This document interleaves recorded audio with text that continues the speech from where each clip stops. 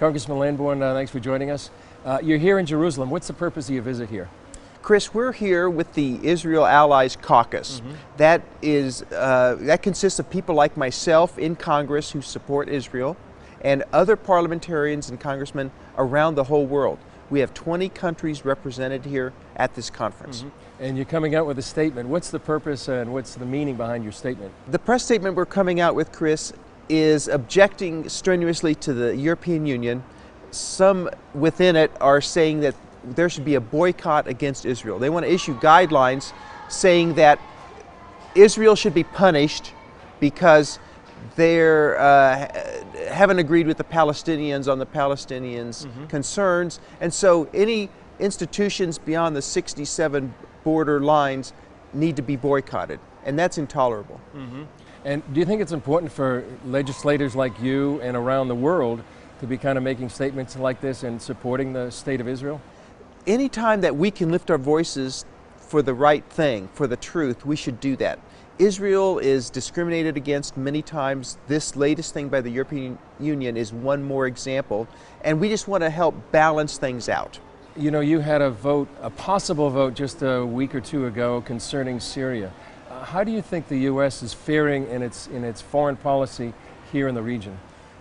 Chris, I would have voted against that resolution, and it would have gone down decisively. Not that chemical weapons shouldn't be condemned, because they should, but President Obama's leadership has been lacking in the Middle East, and I just don't think he would know what to do when the next shoe drops.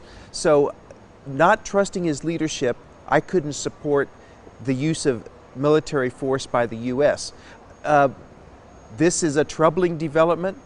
I'm concerned that Russia now has sort of the lead hand as relates to Syria. Russia can't be trusted either. And I think the chemical weapons ultimately came from Russia, or the technology. So how they are the good guy in this, I don't understand. Now, how would you want to see U.S. policy changed in the region? First of all, there needs to be more leadership and engagement. We need to concentrate on trouble spots like Syria, like Egypt, like Iran. I think giving aid to the Free Syrian Army is the way to go. They apparently outnumber the Sunni jihadist elements, which are not a good development if they were to take control in Syria or carve out territory in Syria. But there are free democratic elements that are relatively better, we should be supporting. That's where we should concentrate. Do you think there's a sense among the American public that they just want to sort of disassociate themselves with what's going on here in the Middle East, whether it's Egypt or Syria or even Iran? There is some weariness, you might say, but also I think there's some concern that this administration doesn't really have a clear path forward, and that's what causes concern. Yeah, and how about Iran? I know Iran's probably going to come up.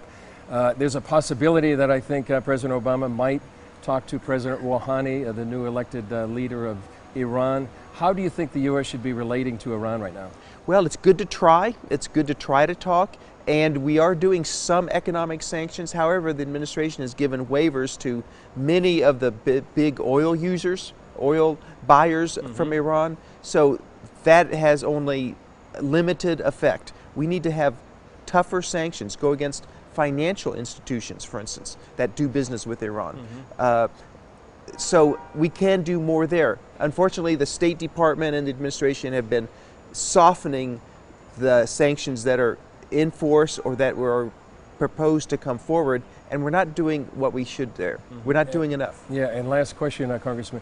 How important is it for the U.S. to be standing with Israel at this time? And here in the city, you were here in the city of Jerusalem. How important is it to be standing with Israel? Chris, it's so important to stand with Israel. There are one democratic ally in this region. They are a true source of intelligence and technology. We share the same Judeo-Christian ethic, and I just think it's critical to support Israel. And the administration, once again, can be doing more. I think we've unfortunately picked some fights with Benjamin Netanyahu and the Israelis on settlements and other things that are really side issues and are not the priority. The priority is to deal with the trouble spots like Egypt, like Iran, like Syria. Great. Thanks for joining us, Congressman. Good to talk to you, Chris.